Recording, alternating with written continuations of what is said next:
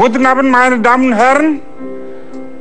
Ich begrüße Sie zu unserem Programm Hitam Putih. Herzlich willkommen. Supir taksi atau dosen? Dosen atau supir taksi? Silahkan menebak apa pekerjaan utama pria 57 tahun ini. Bagi Peter Yan, kendati ia lulusan S2 Teknik Sipil di Jerman, tetap saja profesi sebagai supir taksi menjadi yang utama. Betul memang Peter menjadi dosen tamu di Universitas Tarumanegara, Jakarta.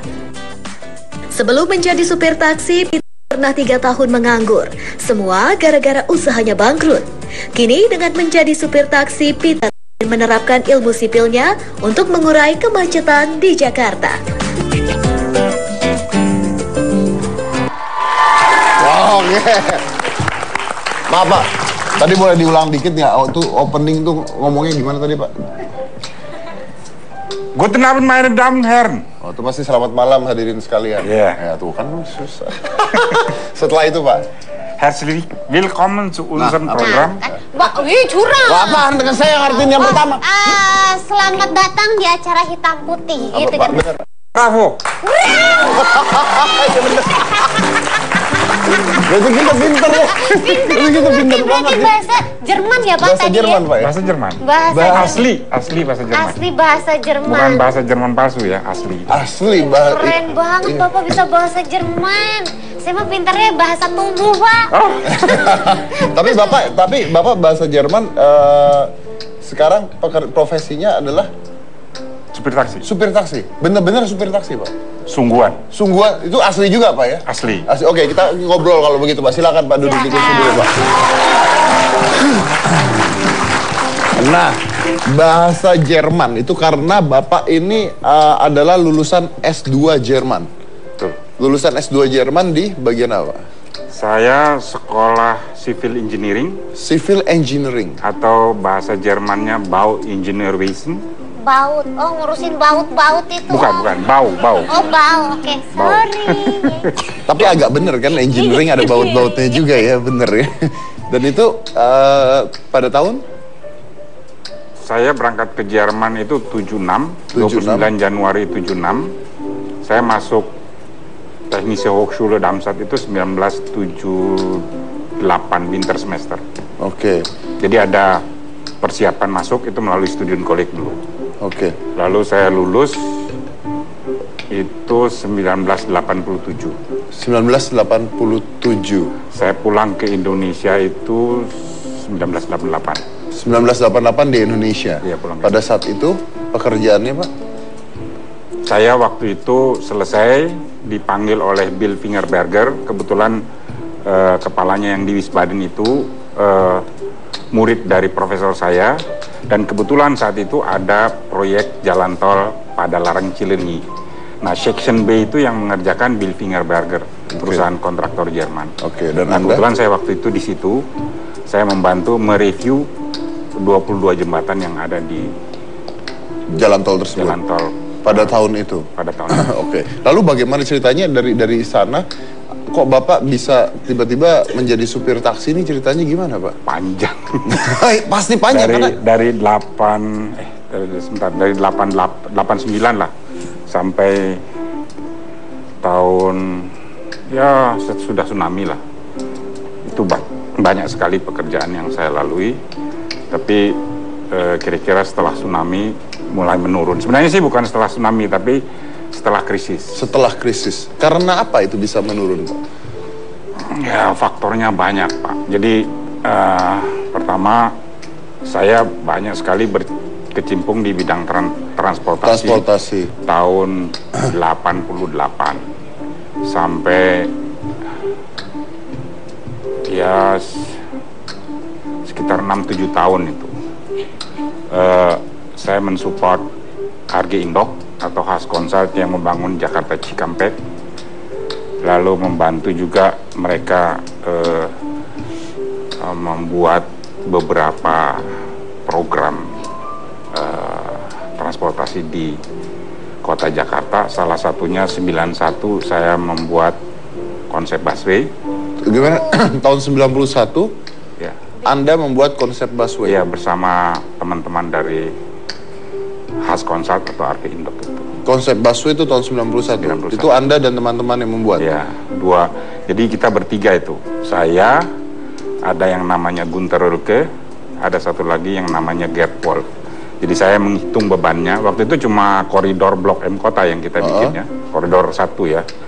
Itu saya yang menghitung bebannya, lalu Gunter Rulke yang mendesain haltenya, terus mendesain kenapa harus di tengah, lalu Gerd Wolf itu yang merancang, menyusun secara keseluruhan. Dan itu akhirnya tidak dipakai? Stagnan. Stagnan? Iya, artinya... Ada, Pak. Iya, tapi agak sedikit berbeda konsepnya, Pak. Oke. Tapi saya nggak tahu apakah. Tapi yang pada prinsipnya, waktu itu saya support tahun 91. Nah, itu tapi Bapak akhirnya pindah-pindah pekerjaan, Ya. pindah-pindah pekerjaan. Karena gini, waktu itu masalah yang saya hadapi itu agak sedikit krusial, Pak. Saya waktu itu masih muda, pengalaman belum banyak. Saya harus bersaing dengan pakar-pakar atau ahli-ahli yang sudah lama di bidang itu, sehingga kesempatan buat saya. Dan kita tahu transportasi itu tidak seperti profesi dokter yang siapapun bisa mengerjakan, atau kita kan nggak bisa ingin bikin jalan itu nggak bisa. Iya. Itu harus berkoordinasi, berkolaborasi dengan pemerintah dan begitu nggak dapat proyek artinya tidak dapat pekerjaan, betul ya Pak ya? Pekerjaan, Pak. Ya, tapi dengan sekolah sekolah tinggi itu kan ini berarti ada ilmu yang luar biasa yang Bapak punya nih Pak. Nah, lalu apa yang membuat Anda mengambil keputusan akhirnya menjadi supir taksi? Gini, jadi waktu itu transportasi saya lihat agak berat, saya pindah ke air, Pak. Anda pindah ke air? Ke air, karena pikiran saya itu kan mestinya lebih mudah. Betul. Kenapa? Kalau air itu kan per regional, bisa provinsi, bisa kabupaten dan sebagainya. Jadi kalau jalan kan centralized oleh Bina Marga atau Jasa Marga atau Departemen PU. Tapi kalau air kan bisa ada PDAM macam-macam. Tapi itu saya lakukan setelah saya pindah masuk ke air, ternyata stagnan waktu krisis karena kita kebanyakan mengelola membuat yang 300 liter per detik ke atas, kapasitas besar, sehingga repot. Waktu krisis kan nggak ada lagi orang yang mau bikin program sebesar itu. Jadi tidak jalan juga? Tidak jalan juga. Ada, kita sempat bikin di UP5 Balikpapan, air asin jadi air tawar. Tapi itu hanya satu-satunya proyek yang jalan hanya pada saat itu. Lalu Anda mengambil keputusan untuk menjadi setelah itu saya menjadi konsultan di beberapa tempat. Nah, yang terakhir itu waktu tsunami, saya bantu support Palang Merah Jerman, Palang Merah Swiss, GIZ, macam-macam. Nah, iya, makanya dengan semua ini Pak ya, kenapa akhirnya jadi supir taksi? Kenapa nggak kerja di pemerintahan gitu Pak, kalau bisa membuat konsep, mungkin membuat transportasi Jakarta jadi lebih baik gitu? Ya, pertanyaannya agak sulit ya, karena gini Pak, pertama,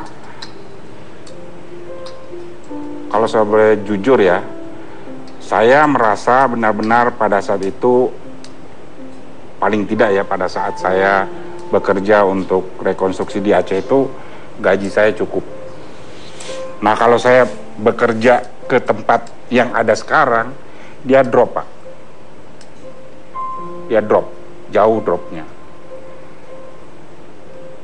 Nah, saya pikir kalau sudah drop, ya kita kan hidup ini tidak hanya hidup aja Pak. Kita harus berbuat sesuatu. Nah, saya ingin agar kita tidak berpikir begini lagi. Kita harus kembalikan ke porsi yang sebenarnya. Nah, untuk itu saya harus konsekuen. Salah satu bentuk konsekuen, saya harus kembali ke profesi yang saya mampu dan saya kuat. Yaitu? Ya, transportasi. Transportasi? Ya. Kenapa saya yakin itu? Karena contohnya yang paling sederhana aja, konsep busway kita yang tahu, yang terjadi sekarang tidak seperti yang kita bayangkan dulu. Nah, apa yang terjadi? Ya menurut saya sulit untuk meningkatkan. Salah satu contoh ya, waktu dulu kita rencanakan ada 6 flyover, 1 underpass, 1 ramp baru di Semanggi, lalu W-nya 60 cm lebih tinggi. Tapi itu kan tidak terjadi. Tidak terjadi. Saya tidak tahu mengapa alasan itu tidak dibuat, tapi perhitungan saya, yang ada kos dihilangkan. Ya kan itu kos semua, dihilangkan. Saya setuju saja. Tapi impact-nya, kita lihat Pak Jokowi beli 1000 bus, tujuan utamanya cuma satu, meningkatkan kapasitas. Lalu kalau kapasitasnya tidak bisa meningkat, repot Pak. Ya, betul. Itu betul. Saya setuju dengan pola pikir Bapak tadi. Tapi pertanyaan saya balik lagi adalah, kenapa harus menjadi supir taksi? Sehingga saya berpendapat satu-satunya yang bisa mengembalikan ke profesi saya, atau saya harus tetap di transportasi. Yang terbuka itu taksi. Ya, taksi. Nah, taksi itu kesempatan saya buka mata, buka telinga 20 jam sehari. Jadi kalau orang bilang macet, saya tahu persis Pak. Yang disebut macet itu apa? Saya tahu persis. Oke Pak, Pak Peter. Saya dari sisi itu, dari sudut itu saya bisa ngerti idealisme Bapak. Tapi sekarang kalau saya berpikir dari sisi sebelah lain, ini kan artinya Anda harus mengalahkan ego. Belum juga mental. Dari mana Anda seorang cendekiawan S2 dari Jerman. Dan ketika Anda mengatakan Anda seorang supir taksi, ini kan tekanan batin juga Pak. Dari keluarga, dari mana. Dan Anda sendiri kan menjadi supir taksi dengan semua pendidikan yang Anda punya, ini kan nggak worth it. Tergantung, kita lihatnya dari mana. Kalau saya menganggap sangat worth it. Anda tahu kalau saya 6 bulan lalu ditanya bagaimana saya menyelesaikan kemacetan, saya belum bisa jawab. Tapi kalau sekarang, saya jelas bisa jawab. Bagaimana? Dan kalau kita biayai itu kira-kira $2,5 juta, Pak. Oh? Itu kira-kira $2,5 juta. Nah, saya bisa melewati itu dengan kekuatan saya sendiri. Sekarang saya kalau ditanya kenapa macet, saya tahu. Kenapa macet, Pak? $2,5 juta, Pak. Om Deddy. Daripada dipakai lagi nanti Pak ya, udah bikin ide busway dan sebagainya. Karena itu yang terjadi Pak. Di Republik ini saya agak sedikit sedih karena kita kurang bisa menghargai pakar-pakar kita. Oke. Nah, tanggapan keluarga sendiri gimana? Ini Ada anak boleh saya. tanya Om Deddy sama silakan. ada Gina. anaknya Pak Peter yang mana? Siapa namanya? Putri Jelita. Putri Jelita. Putri, papanya jadi supir taksi, nggak apa-apa gitu? Nggak pernah protes? Pertamanya bener-bener, kalau bisa dibilang sama sekali nggak setuju, sama sekali gimana ya? Kalau bisa dibilang sama sekali nggak pengen gitu. Cuman seiring berjalannya waktu, lama-lama bisa nerima gitu, terus menghargai lama-lama. Tapi sedih nggak kamu? Sedih banget kalau bisa dibilang sedih, bener-bener sedih. Soalnya dulu hidupnya tuh nggak susah sekarang gitu. Ini sedih beneran. Ya pokoknya kalau dulu tuh kalau menurut saya sama papa tuh masih ada di batas orang yang mampu lah untuk maksudnya di bidang ekonomi ya. Tapi kalau sekarang karena emang juga udah susah gitu kan, jadi nggak masalah gitu loh, udah lebih menerima. Tapi kalau dulu bener nggak sama sekali nggak terima gitu loh.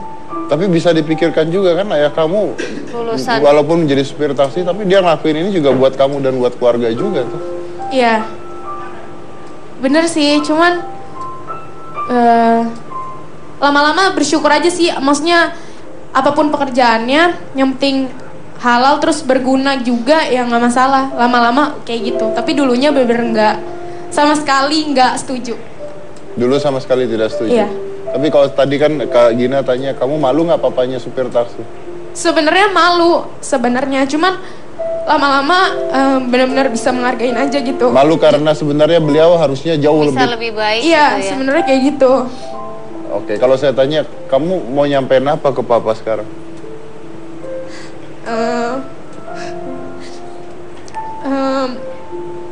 Yang penting semangat sih untuk papa, maksudnya yang penting kita semua, walaupun mungkin banyak masalah di rumah, kalau bisa dibilang saya sama papa saya tuh kurang dekat, terus kurang hubungannya kurang baik lah untuk belakangan ini.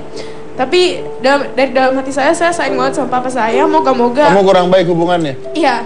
Karena tapi sayang sama papa? Sayang. Pernah bilang sayang nggak?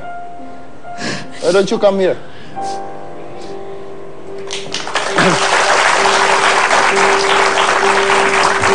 Saya pengen lihat kamu peluk papa dong.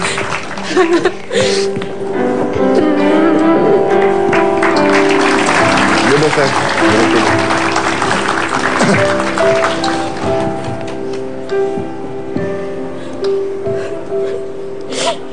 Udah nggak usah sedih. Enggak.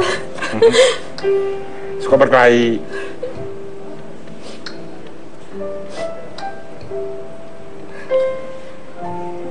Kalau yang laki jarang, kalau dia suka berkelahi. Mumpung papanya ada di sini. Pokoknya Dede sayang banget sama papa. Walaupun kadang Dede nggak terima. Terus pertama kali papa masuk TV aja waktu itu sempet disiarin di TV, sama sekali nggak peduli.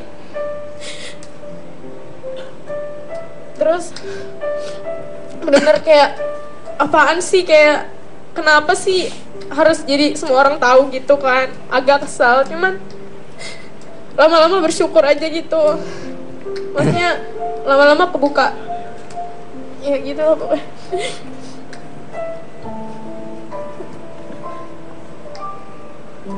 Ini adalah anak satunya ya? Waduh. Iya.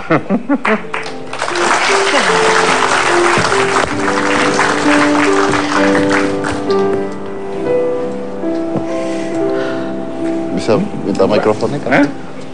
Kamu gimana, bangga sama papa? Kalau saya sih bangga. Namanya siapa? Kenapa? Nama saya Kasa. Kasa. Bangganya karena apa Kasa? Ya, papa melakukan ini atas dasar yang kuat. Kalau menurut saya. Jadi nggak Papa pernah melakukan protes? ini, iya. Karena memang cita-cita papa juga udah bilang kan. Papa tuh generasi kedua yang gak dapat kesempatan di keluarganya. Dia mau saya jadi generasi ketiga yang harus dapat kesempatan yang lebih baik dari dia.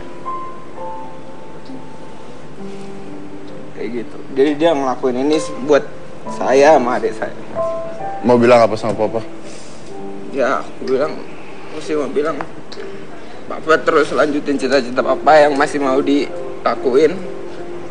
Habis itu papa cepetan berangkatin saya ke Jerman. Berangkatin kamu ke Jerman? Iya. Ada 2 tipe bintang tamu. Sebenarnya ada 3 tipe bintang tamu yang saya undang ke Hitam Putih. Dan saya agak picky mengundang bintang tamu, karena saya juga kadang-kadang saya bisa menolak bintang tamu yang saya nggak mau ke acara saya. Yang pertama adalah bintang tamu yang bisa mengentertain, menghibur, karena masyarakat kita butuh hiburan. Yang kedua adalah bintang tamu yang lagi heboh pada saat ini, biasanya buat saya kata-katain. Yang ketiga adalah bintang tamu yang bisa memberikan inspirasi. Dan ayah kamu termasuk salah satu bintang tamu yang bisa memberikan inspirasi. Terima kasih, Pak.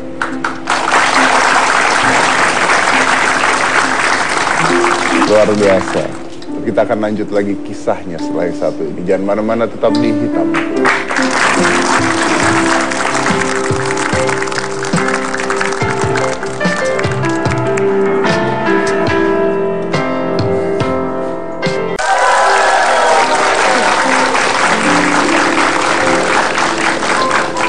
Putri sama Kasa. Kasa tadi kan merasa kehidupannya tidak seindah dulu ya. Sekarang udah merasa lebih susah segala macam. Nah terus kalau buat sekolah, biaya hidup sehari-hari gimana?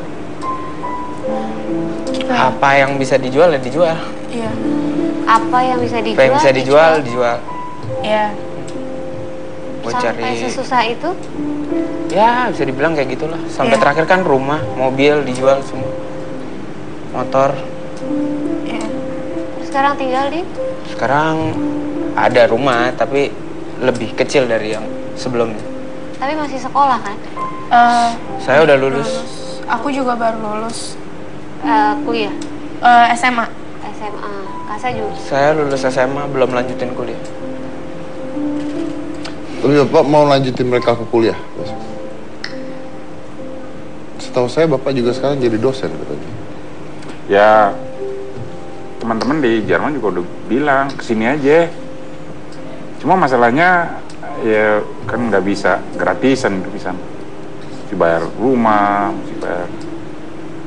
Sekolahnya sih gratis. Sekolahnya gratis. Tapi kan hidup di sana juga cukup mahal. Iya, iya. Sekitar 700 euro per bulan. Itu nggak sedikit. Itu hidup sederhana itu ya Pak ya di situ. Itu mahasiswa Pak. Mahasiswa. 13 tahun saya ngalamin Pak. Nah Anda sendiri akhirnya jadi dosen tapi atau gimana? Ya saya kebetulan Nyambi. Saya nyambi jadi dosen. Jadi orang biasanya kan dosen nyambi jadi supir taksi. Kalau saya terbalik. Supir taksi nyambi jadi dosen. Nah kebetulan saya punya teman Dr. Jo Santoso. Itu dia dekan di S2 Untar. Dia bilang, Pit, daripada ini kita bikin program, kamu bikin apa ngajar. Saya sempat ngajar beberapa kali di Untar. Saya jadi panelis pada panel diskusi. Lalu saat ini saya lagi merangkum tesis-tesis anak S2. Ada ulang tahun 10 tahun jubileum dari. Nah dengan jadi dosen itu berarti penghasilan bertambah dong harusnya Pak? Ya enggak lah Pak. Karena kecil Ya sekali. enggak Enggak seberapa. Pak. seberapa. Jadi dosen itu juga kan kita satu semester itu ada jadwalnya. Nah, kalau 30 pertemuan dibagi sekian banyak dosen, saya kebagian 1 atau 2 pertemuan aja satu semester. Ya betul. Nah, Jadi kan spesifik saya khusus menangani transportasi dan air. Nah kan kalau planologi kan lain-lain. tidak mencoba hal lain gitu Pak, misalnya mengajar bahasa. Keyakinan kuat bahwasanya langkah yang saya ambil ini benar Pak. Salah satu bukti bahwa saya yakin dari pertanyaan-pertanyaan yang saya lontarkan kepada para penumpang saya tahu bahwasanya kita belum memahami betul masalah transportasi di. Dan target akhirnya apa nanti? Saya yakin bahwasanya kalau kita sepakat, kita bisa selesaikan macet di DKI. Macet di DKI ini sangat-sangat costly, sangat-sangat mahal yang kita bayar. Bapak tahu, gara-gara macet yang bayar saya Pak, dan ribuan supir taksi lainnya. Oh ya? Oh iya, Maksudnya? kalau macet bensinnya kan kita bakar. Itu dari argo yang saya pakai, saya dapat dari pelanggan. Jadi kalau macet itu Merugikan supir taksinya? semua Pak rugi. Penumpang juga rugi pasti, waktu dan sebagainya. Penumpang waktu. keluar uang juga lebih banyak. Kita ini supir taksi ini yang paling simpel. Makanya saya ingin bergelut tetap di transportasi. Karena saya ingin tahu persis berapa income kita, berapa yang kita buang, dan di mana kesalahan yang dibuat itu di mana. Dengan 6 bulan saya supir taksi, pada saat sepi, pada saat tengah, pada saat macet, saya bisa katakan persis kenapa dia macet. Dan itu adalah kos yang kita bayar, Pak. Sebagai seorang supir taksi. Semudah itulah. Wow. Kalau macet, Bapak, saya pernah dari kota Casablanca sampai ke Ambasador 2 jam, Pak. Saya matiin nggak bisa, saya harus nyalain terus. Karena kalau saya matiin kan malah tambah besar pengeluarannya. Kan kalau mati nyala itu kan bensin semakin banyak dimakan. Jam saya habis. Betul, jam untuk mengambil Jam penumpang untuk ngambil habis. penumpang habis 2 jam.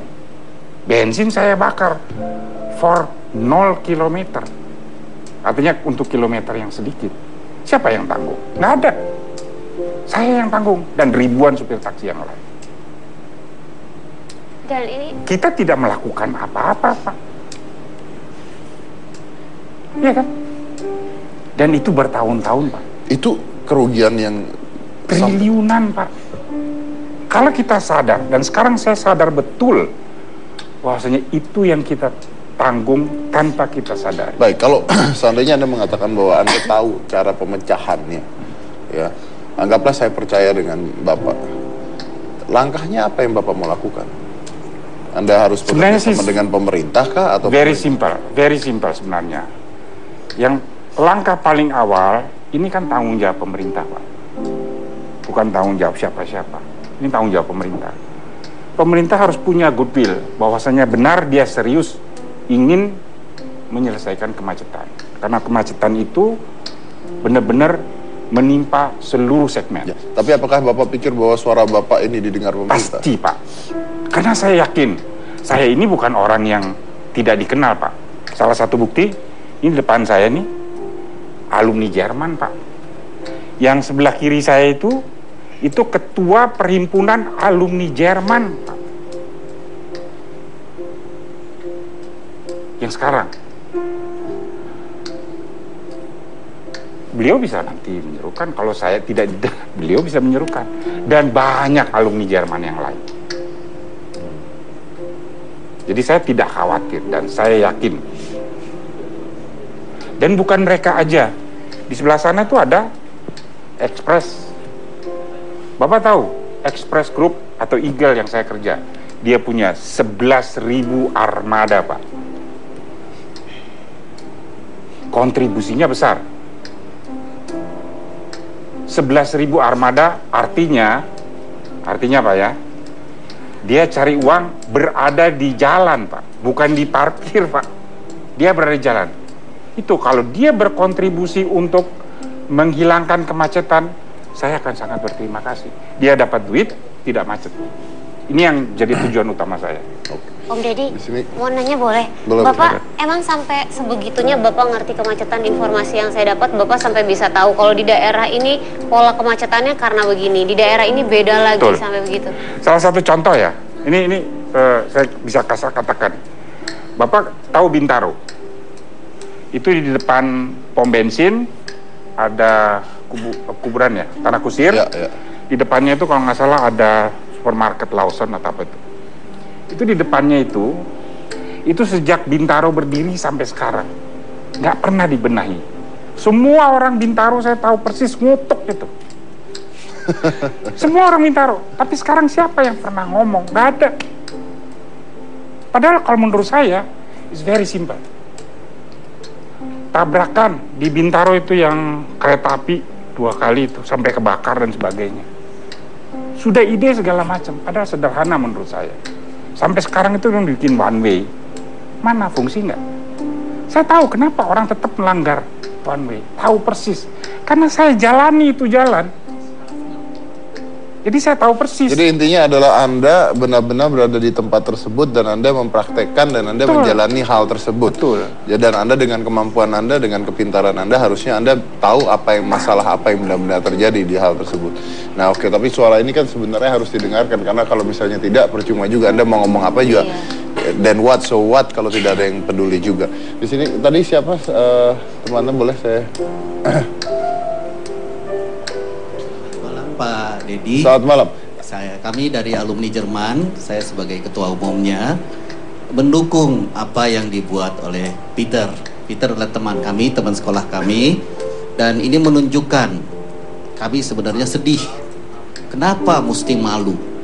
Kita tidak perlu malu, karena apa yang dibuat oleh Peter itu adalah suatu pengumpulan data untuk diberikan kepada pemerintah di mana letak kemacetan.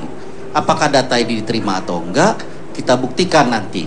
Tapi kita ini sekarang adalah revolusi mental untuk orang Indonesia. Apa saja yang kita kerjakan tidak apa-apa, yang penting halal dan untuk kebaikan seluruh bangsa. Jadi kami sebagai alumni Jerman sangat bangga dengan apa yang Peter buat. Betul. Kalau dilihat dari sisi tersebut memang betul. Saya juga setuju kalau Anda melihat dari sisi tersebut. Tapi kalau saya melihat dari sisi yang lain, kalau saya membutakan mata saya terhadap hal tersebut, maka saya bisa mengatakan juga ada sebuah sisi yang mengatakan bahwa ada seseorang yang sampai S2 di Jerman, tapi ternyata tidak dapat kerjaan selain menjadi supir taksi, loh. Ya, tapi ada tujuannya, Pak. Di samping itu ada idealisme dari Pak Peter untuk mendapatkan data-data yang sebenarnya. Sebab sampai sekarang ini kalau kita tanya sama orang-orang, apa data sebenarnya pembuat kemacetan? Nggak ada kan? Tapi Pak Peter terjun langsung. Dan kita lihat kenyataannya, kalau sesuatu yang benar, ternyata Pak Peter sekarang banyak mendapat dukungan. Pak Peter sekarang berdiri di depan Pak Deddy Corbuzier. Karena apa? Keyakinan yang dia buat itu adalah benar menurut kami. Kalau tidak, dia tidak akan didengar. Oke, tapi apakah itu mengumpulkan data itu adalah awal menjadi supir taksi atau memang ini jujur saya mau tahu apakah awalnya memang karena kesulitan ekonomi? Atau dua-duanya? Dua-duanya. Dua-duanya. Dua-duanya karena simpel aja. Memang 3 tahun saya nggak ada kerjaan. Nggak ada kerjaan. Tadi anak saya udah bilang jual apa ada. Saya punya senang hobi kerja kayu. Saya bikin sendiri, mebel, kadang-kadang saya bikin bingklik sendiri, meja sendiri, peti, saya bikin peti sendiri, saya beli kayu, saya saking nggak punya duit, ya saya jual mesin bor, 100.000, ini saksi hidup, nggak apa-apa buat saya, karena kalau sulit, saya sudah biasa, Pak. Jadi waktu sekolah juga, saya ngantar koran, kerja di pabrik Coca-Cola saja. Memang waktu sekolah saya biaya sendiri. Jadi saya tidak merasa canggung kalau bekerja.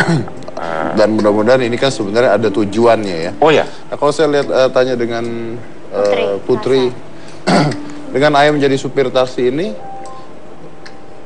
ada pengaruh dari teman-teman, ada yang ngejek, ada yang apa? Kebetulan kalau saya, teman-teman saya tuh baru tahu belakangan ini setelah papa mulai muncul di banyak televisi gitu kan. Sebelumnya? Sebelumnya ada sih 1-2 yang tahu, cuman saya cerita aja gitu. Semuanya nggak ada sih kalau teman-teman saya yang mandang sebelah mata atau apa, semuanya menghargai gitu sih. Itu kebanyakan. Kalau kakak saya udah. Kalau saya sih sama lah, sama dia. Ya maksudnya teman-teman saya juga tahu lah dulu papa saya tuh track recordnya seperti apa. Terus ya saya juga jadi malu kalau kayak gitu. Jadi ceritainnya tuh setelah papa masuk televisi. Ya baru tahu setelah itu sih. Baru semuanya tahu teman-teman. Iya. Tapi bangga dong harusnya. Bangga. Kalau saya bangganya dalam diri saya sendiri. Karena dia memang dari dulu saya udah kagum sama dia. Dari kecil saya udah kagum sama dia. Apapun yang ayah lakukan sekarang? Iya. Tetap kagum? Kagum. Karena? Ya, dia itu pikirannya beda sama orang. Kalau orang bilang suruh muter balik, dia potong jalan. Gitu. Pikirannya beda, Pak, sama orang. Pola pikirnya beda. Tapi nggak harus negatif kan? Nggak harus negatif. Ya, enggak. Harapannya apa? Harapannya Papa dapat pekerjaan yang lebih baik dari ini. Putri? Sama. Itu aja sih sebenarnya. Dengan semua pengalaman ayah, dengan semua kehebatan ayah kamu lah, menurut kalian harusnya bisa mendapatkan hal yang lebih intinya. Jauh lebih dari ini. Iya. Jauh lebih dari ini. Dan menurut kalian bisa tidak? Saya berharap sih bisa. Iya. Saya berharap bisa. Itu dari sisi anak-anak. Kalau dari istri gimana? Dia nggak hadir. Tapi gimana? Ya, mestinya sih istri senang kalau banyak duit. Kan gitu. Tapi apakah mendukung? Kalau mama, aku kan lebih dekat ke mama. Coba mama tuh suka bilang, sebenarnya mama yang paling pertama bilang, karena papa nganggur 3 tahun, mama yang bilang, udah suruh kerja apa aja lah deh gitu kan. Kebetulan mama sama papa kurang deket gitu loh hubungannya, maksudnya belakangan ini karena papa nganggur, jadi komunikasinya kurang aja gitu kan. Terus mama yang suka bilang, supaya kamu juga kalau misalnya ke sekolah, kalau misalnya kalau misalnya nggak ada uang sama sekali, kamu nggak punya pegangan, kamu nggak punya uang jajan, mau gimana juga gitu kan. Terus mama yang selalu bilang, ya udah papa jadi supir taksi aja, emang kalau misalnya itu kerjaan apa aja nggak apa-apa lah dek gitu. Mama yang selalu bilang ke saya. Terus nggak berapa lama baru papa di dekat rumah tuh ada pool taksi. Terus baru papa, waktu itu saya nganter kalau nggak salah papa ke poolnya, terus daftar ya pak ya.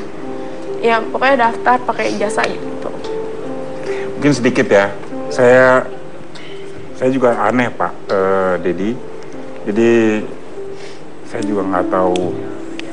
Tadi pagi ya, yang contoh tadi pagi sesama supir taksi bilang, kelihatannya sih bapak nggak pantas jadi supir taksi.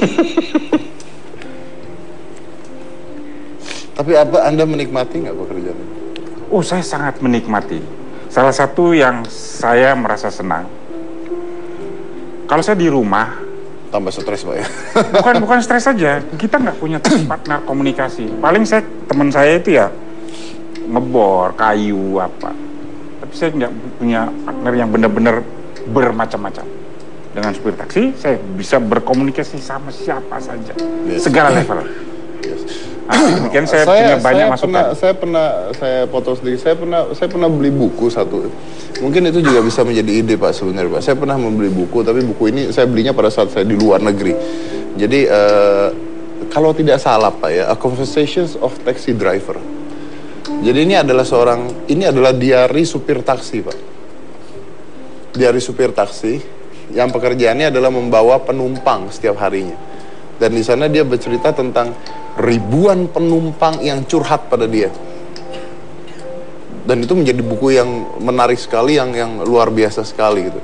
Jadi dia belajar banyak, punya pengalaman yang banyak, punya cerita-cerita yang lucu ketika menjadi seorang supir taksi. Karena dia bilang bahwa saya bisa mengenal semua ras, semua bangsa, semua agama dalam waktu singkat, dalam waktu cepat. Dan orangnya bergantian, dalam sehari itu bisa berganti terus-terusan gitu. Dan itu mungkin salah satu juga sebuah ilmu yang didapat lagi sebenarnya Pak ya. Jadi kalau saya bilang, saya itu hampir tiap hari never ending story. Jadi selalu ada hal yang unik dan yang menarik unik ya? Dengan penumpang itu juga. Ya tapi nggak bisa terus-terusan lama. Ya, baik. Saya tetap insinyur. Tetap insinyur. Dan mudah-mudahan ide Bapak, cerita Bapak dan kisah Bapak ini bisa didengarkan oleh orang-orang yang memang punya kewajiban dan hak juga untuk melakukan perbaikan Pak ya. Jadi mudah-mudahan cita-cita Bapak dan anak-anaknya segera tercapai juga.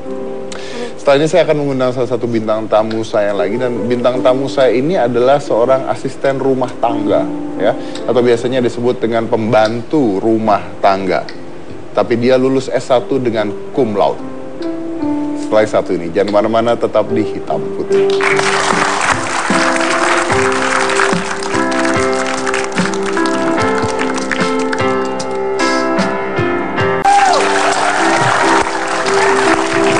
Kalau kita bicara tentang dunia pendidikan itu pasti tidak akan ada habisnya ya, apalagi dengan kasus-kasus yang terjadi bertubi-tubi seperti contohnya UN yang bocor ya kan, bahkan tidak diperjualbelikan loh, bocor secara gratis ya kan. Terus juga ijazah-ijazah palsu. Jadi kalau Anda mau langsung jadi S1, S2, nggak perlu capek-capek menikmati bangku kuliah, Anda bisa langsung beli ijazah. Bisa pilih jurusan nggak Om? Oh, bisa pilih jurusan, pilih tanda tangan dosennya bisa loh kalau mau. Iya. Ah, tahu gitu dari dulu. Lah Anda bukan gitu? Saya? Enggak dong, sekolah setengahnya baru bohong. Enggak. Tapi saya punya bintang tamu yang menarik. Nah ini bintang tamu ini adalah seorang asisten rumah tangga. Nah ngomong-ngomong nih, ini lucu juga karena saya mengalami hal yang sama sebenarnya. Jadi, oh iya, sekolah ya? Iya, jadi asisten rumah tangga saya sendiri, atau biasanya kalau orang menyebut pembantu rumah tangga ya, itu sekarang dia lagi ngejar paket untuk kuliah.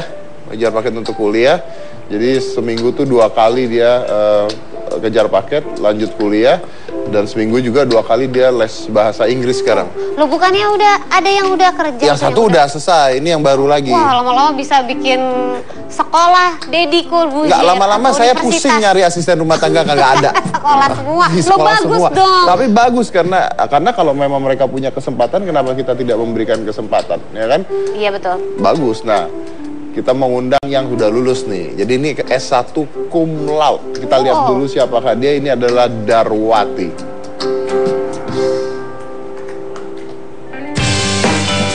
Profesi boleh saja sebagai asisten rumah tangga, namun prestasi akademik patut diacungi 2 jempol. Perempuan 23 tahun ini bernama Darwati. Sudah 4 tahun Darwati menjadi ART di Grobogan, Jawa Tengah. Sembari bekerja, Darwati tetap meneruskan kuliahnya di Universitas 17 Agustus Semarang. Dan mau tahu seperti apa prestasi Darwati? Ia lulus cum laude dengan indeks prestasi 3,68. Darwati pun ditawari beasiswa S2 oleh Menteri Riset, Teknologi dan Pendidikan Tinggi, Muhammad Nasir.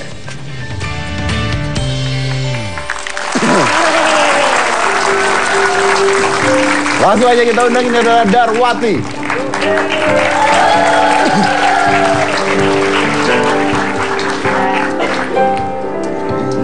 Silakan duduk, silakan. Nah, Darwati, asalnya dari mana kamu? Saya berasal dari Desa Gunungan, Kecamatan Todanan, Kabupaten Blora. Apa? Gimana? Itu kalau di peta sebelah bagian yang mana? Itu Jawa Tengah. Jawa Tengah. Ikutnya Semarang. Oh, ikutnya Semarang. Cuma di kabupatennya itu Blora. Blora. Kecamatannya Todanan, desanya Gunungan. Wah, ini yang kalau anak yang lulusan cum laude itu ngomongnya detail sampai ke akar-akarnya. Ya jelas. Nggak, saya pada saat dulu pelajaran peta buta memang nggak pernah lulus juga sih sebenarnya. Oke, tapi saya panggil Wati aja ya. Iya. Nah, Wati sendiri jadi dari sana pindah ke Jogja tadi, Jogja bukan? Ke Purwodadi, Grobogan. Kerjanya di mana? Di Purwodadi. Di Purwodadi. Oke, Iya. di situ bekerja sebagai asisten rumah tangga. Iya. Sejak usia? Sejak tanggal 16 Agustus 2010 sampai sekarang. 2010. Iya. Jadi lulus SMA terus kerja di Jakarta dulu selama 1 minggu. Terus saya nggak betah pulang ke Blora. Terus pindah setelah 2 mingguan saya pindah ke es campur. Es campur? Ikut jualan es campur. Jualan es campur. Pindah ke es campur. Kenapa di Jakarta nggak betah? Kenapa? Ya kan apa ya? Ya itu butuh penyesuaian. Oh. Belum terbiasa. Oke, lalu akhirnya bekerja di es campur. Sekarang? Sekarang di tempatnya Dokter Leli Bahrudin. Itu sebagai asisten rumah tangga. Iya. Oke. Nah, kamu memang tujuannya mau kuliah atau gimana awalnya? Awalnya sih saya pengen kuliah, tapi kan terhalang dana, kan tidak ada dana. Terus akhirnya saya memutuskan untuk bekerja dulu. Kenapa jadi pembantu rumah tangga atau asisten rumah tangga? Ya, tidak apa-apa. Kan uangnya utuh. Ya makan di situ. Makan di situ, terus tidur di situ. Oh iya. Iya benar. Hemat jadinya. Iya benar. Iya. Kenapa nggak masuk penjara aja sekarang? Nggak dapet duit kalau di penjara. Makan gratis, tidur gratis. Tapi duit nggak dapet ya, bener juga ini. Nah akhirnya kamu ngomong atau gimana kok bisa kuliah tiba-tiba? Awalnya saya cerita sama yang ngajak saya kerja di situ. Saya pengen kuliah, terus bapak itu pulang dari Kunduran, praktek di Kunduran, terus tanya ke saya, Wat, katanya kamu mau kuliah, bapak kamu tadi dari sana. Terus bapak nguping dong berarti ya pembicaraan kamu sama. Enggak, kan ada yang bawa saya ke situ Mbak dulu. Oh, terus kayak gitu. Mungkin cerita ke bapak. Terus dibiayain? Enggak, saya kan udah nabung dulu, kan saya kerja di situ sudah 1 tahun. Lalu? Kan udah ada tabungan. Lah terus kan bapak nawarin seperti itu, terus saya, emang bapak boleh? Ya bapak malah senang kalau kamu mau maju. Bapak. Terus akhirnya kamu sana, kamu cari informasi tempat kuliah kan gitu. Terus saya akhirnya ada informasi, terus saya itu akhirnya kuliah di situ. Dan dibantu tidak biayanya? Ya dari gaji itu, cuma kalau pas dibantu juga pas kayak apa ke Semarang kayak gitu dikasih ongkos, uang saku kayak gitu. Oke, dan kamu akhirnya lulus cum laude? Cum laude. Mel, denger ya. Ini saya ngomong sama asisten rumah tangga saya yang ada di Sampai nggak harus cum laude denger juga. Ya, kamu kan udah sekarang ngambil paket ya. Kamu nggak nonton tarjanya. Kenapa? YouTube, nonton di YouTube. Kan dia udah ngambil paket, terus mau kuliah ya. Kamu udah saya lesin Inggris sampai kamu nggak cum laude, saya pecat. sebelum dia lulus kuliah ya kan udah makin pinter, kali udah keluar dari tempat Om Deddy, dia kerja tempat lain. Jangan. Tuh. Jangan dengerin. Loh, jangan. dia kan udah pinter. Lah kalau Mbak Wati sendiri masih di rumahnya? Masih. Tuh contoh itu. Kan udah sarjana. Biarin aja kalau lu gak usah ngomong macam-macam. Udah lihat. Lo ini memberi inspirasi untuk RT-nya Mas Deddy dan yang lain ya. Tapi nanti dia keluar. Ya Mas Deddy cari lagi, lesin lagi, sekolahin lagi, cari lagi. Gitu. Gua panti asuhan apa? Tapi ini aja apa? Undang aja langsung. Ini sebagai majikannya ya majikannya Mbak Darwati ya. Ibu Leli Atasti. Ibu Leli Atasti. Iya, betul.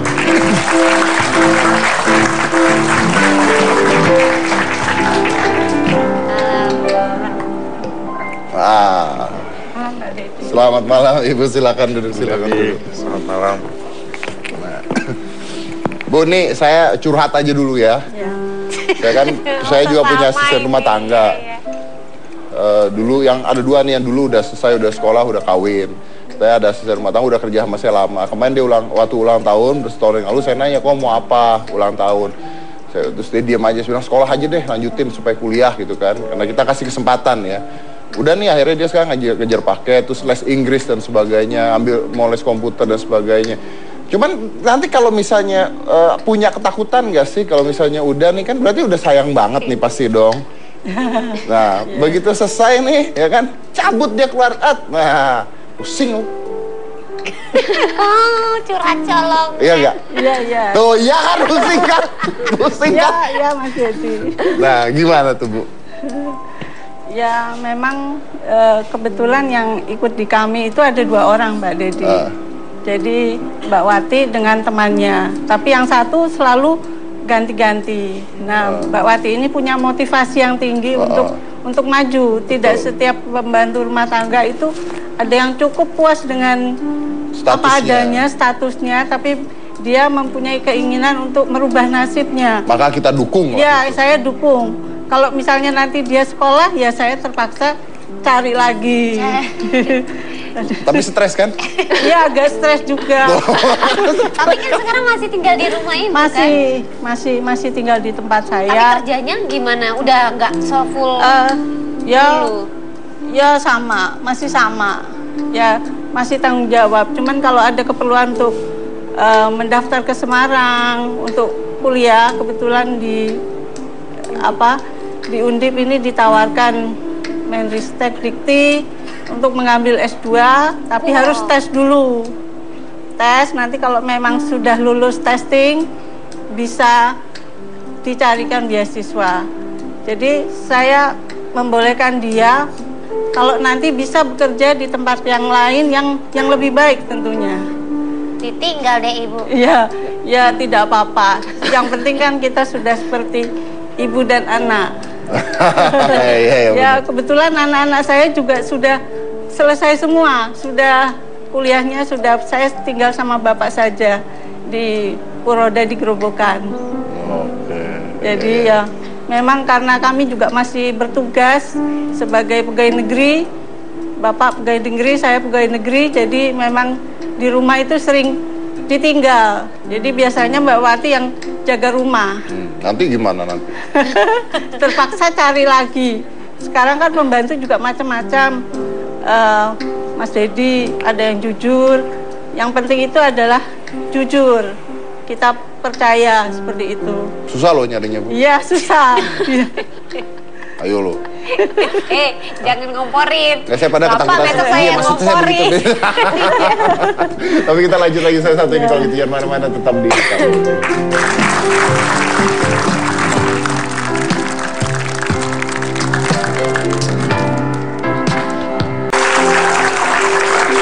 Mbak Darwati, mau nanya dong.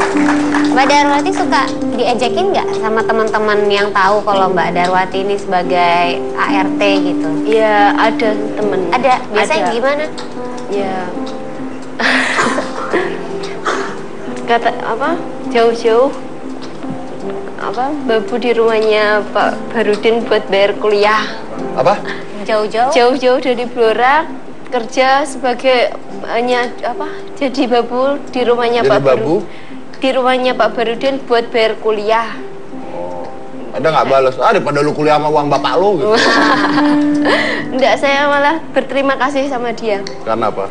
Kan adanya dia ngomong gitu jadi motivasi saya. Loh. Saya mau terima kasih sama dia. Ya, luar biasa itu. Ya Pak ya, gimana Bapak melihat ini gimana Pak? Luar biasa, luar biasa.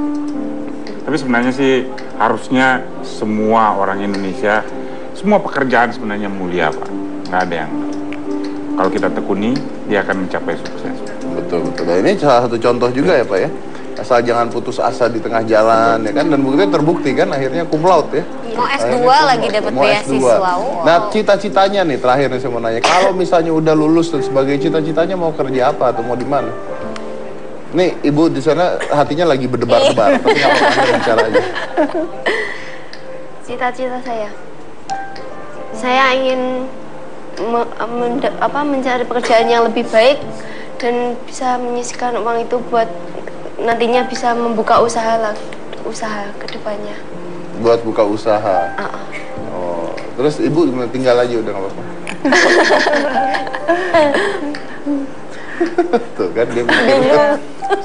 Ya, pada prinsipnya kalau memang dia mendapat pekerjaan lebih baik, ya harapan saya bisa mendapat pekerjaan yang lebih baik dari di tempat saya, sehingga bisa mengangkat ekonomi daripada keluarganya. Nah, Wati sendiri gimana melihat keluarga dari majikan sekarang gimana? Saya sangat berterima kasih sekali sama Bapak Ibu karena berkat beliau saya bisa meneruskan lagi. Udah berapa tahun sekarang? 4 tahun? Dari 5 tahun besok Lebaran. Udah sayang dong itu mah berarti? Iya. Ada yang mau diomongin buat Ibu? Bu, saya mau ucapkan banyak terima kasih, Bu.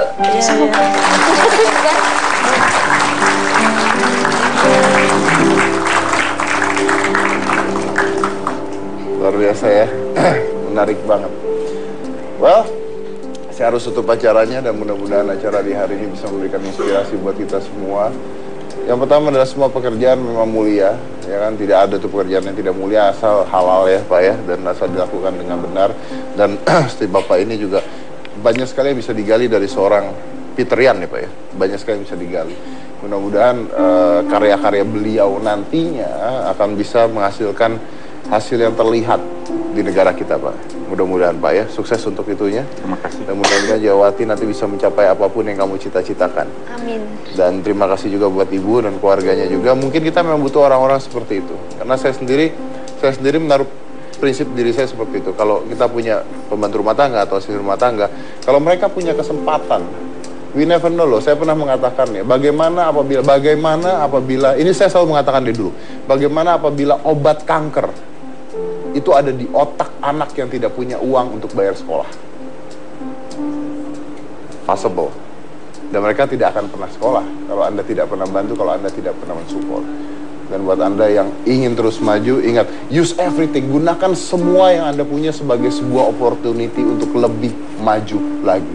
So use everything as an opportunity to understand, to grow, and to expand. Saya dari Corbusier Nitagina, inilah Hitam Putih.